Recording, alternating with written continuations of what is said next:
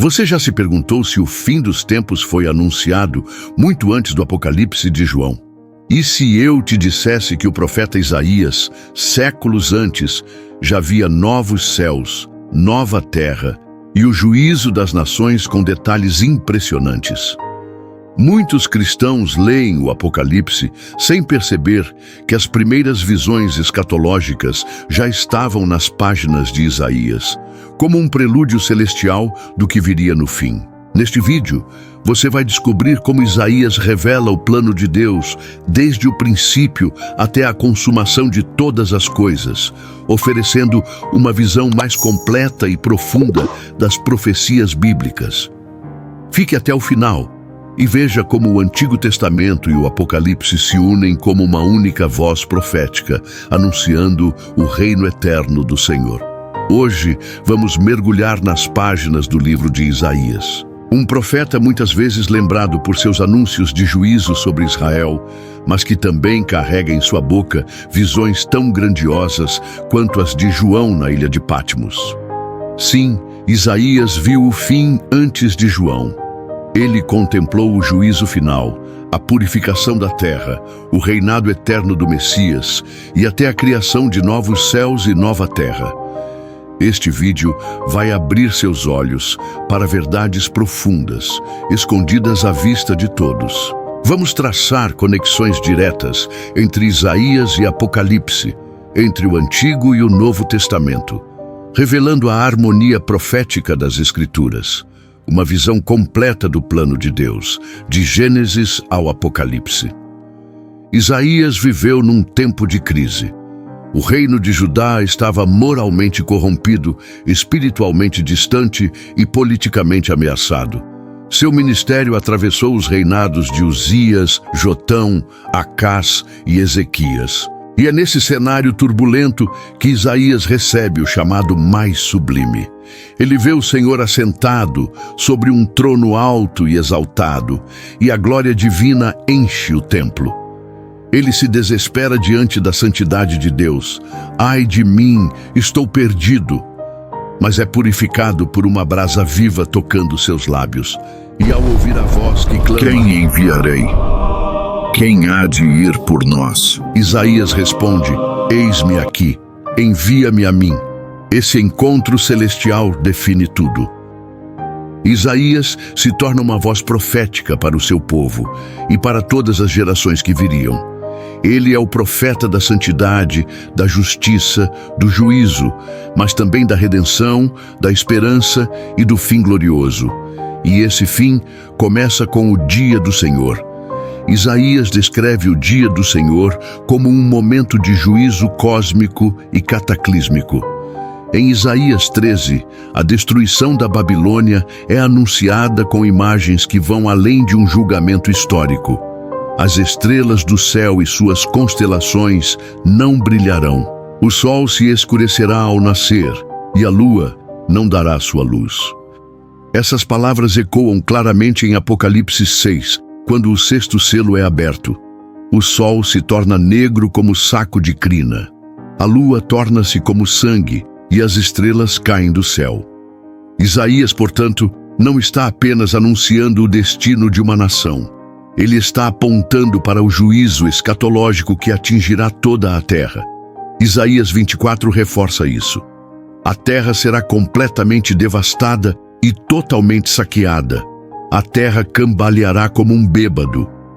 Há terremotos, colapsos, esvaziamento da civilização. Os poderes celestiais são punidos nas alturas. É uma visão tão intensa quanto qualquer cena do Apocalipse. E ainda assim, não termina aí. Isaías continua vendo além do juízo. Ele contempla o monte do Senhor se elevando acima de todos os montes, onde as nações fluirão para ouvir a lei de Deus. De Sião sairá a lei, e de Jerusalém a palavra do Senhor. Ele julgará entre as nações, suas espadas se transformarão em arados e suas lanças em podadeiras. Isso está em Isaías capítulo 2. Um reino de justiça e paz, onde não haverá mais guerras. Uma antecipação clara do reino milenar descrito em Apocalipse 20, Onde Cristo reina, as nações vivem em paz e a justiça é o fundamento de tudo. Isaías também descreve esse reino com imagens pastorais e messiânicas em Isaías 11. O lobo habitará com o cordeiro, a criança de peito brincará perto da toca da cobra. Tudo isso sob o governo do renovo de Jessé, sobre quem repousa o Espírito do Senhor. Vemos aqui um vislumbre do reinado messiânico, a criação restaurada, a natureza pacificada, a presença do Messias trazendo equidade e sabedoria. Isso é escatologia, revelação sobre o fim, no Antigo Testamento. E esse reino é possível porque alguém sofreu por ele. Isaías 53 é uma das passagens mais profundas e reverenciadas da Bíblia.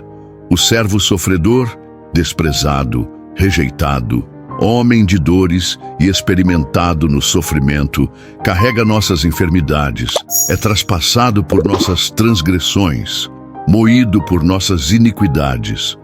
Mas é por meio dessa entrega que ele verá o fruto do seu penoso trabalho e será exaltado.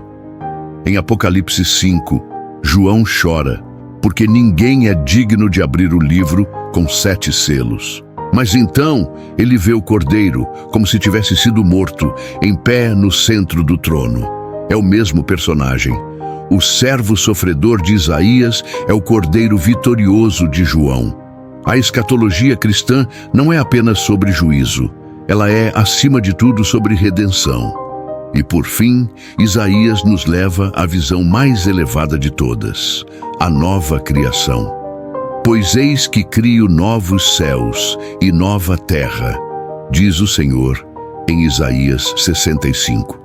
As coisas passadas não serão lembradas. Haverá alegria e regozijo em Jerusalém. O lobo e o cordeiro pastarão juntos, o leão comerá palha como o boi. Em Isaías 66, 22, Deus declara: assim como os novos céus e a nova terra que farei permanecerão diante de mim, assim também permanecerão os seus descendentes e o seu nome. Essas palavras se cumprem em Apocalipse 21. Vi novo céu e nova terra, e ouvi uma grande voz do trono dizendo: eis o tabernáculo de Deus com os homens. Ele habitará com eles. O fim da Bíblia é o recomeço da criação. Isaías viu isso, João também. A visão é a mesma, o plano eterno de Deus de restaurar tudo por meio de Cristo. Se colocarmos lado a lado as grandes revelações de Isaías e de João, veremos paralelos surpreendentes. O juízo das nações aparece em Isaías 13 e 24 e em Apocalipse 6 a 18. O reino de paz é descrito em Isaías 2 e 11 e em Apocalipse 20. A nova criação está em Isaías 65 e 66 e em Apocalipse 21 e 22. A adoração de todas as nações está em Isaías 66, 23 e Apocalipse 7, 9. Essa harmonia profética revela algo poderoso. Deus não fala por partes. Ele revela o fim desde o começo. O plano sempre foi o mesmo, mas por que poucos percebem essas conexões? Parte disso é por causa do ensino fragmentado. Muitas igrejas se concentram nos evangelhos e nas cartas paulinas, mas passam rapidamente pelos profetas maiores, como Isaías. Além disso, existe uma tendência de separar o Antigo Testamento como se ele fosse apenas história e o Novo como se fosse apenas graça. Mas Isaías mostra que a graça já estava presente desde o princípio e que o fim já era anunciado desde os tempos antigos. A escatologia bíblica não deve ser guiada por medo, teorias ou sensacionalismo.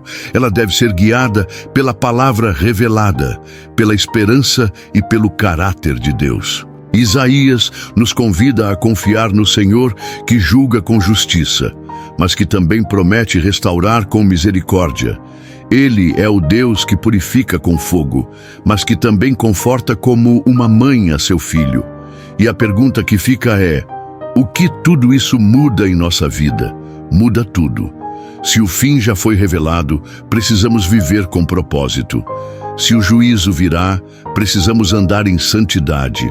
Se a nova criação está prometida, devemos caminhar em esperança. E se o Messias já venceu, então devemos proclamar a sua vitória, com coragem, com amor, com temor e fé. Isaías nos lembra que Deus governa o tempo. Ele diz: Eu anuncio o fim desde o princípio, desde os tempos antigos, o que ainda está por vir. Isaías 46:10. Por isso, viver com os olhos no Apocalipse não é viver assustado, é viver acordado. É viver consciente de que a história está em boas mãos. E que o mesmo Deus que falou com Isaías, que revelou-se a João, é o mesmo que nos chama hoje. Quem há de ir por nós? Que a nossa resposta seja a mesma: eis-me aqui. Se essa mensagem tocou você, compartilhe.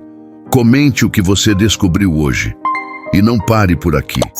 Assista ao nosso vídeo sobre Daniel e as 70 semanas. Você vai ver como a contagem profética de Deus é perfeita. Maranata. O Senhor vem, e Ele já revelou tudo, para quem tem ouvidos para ouvir.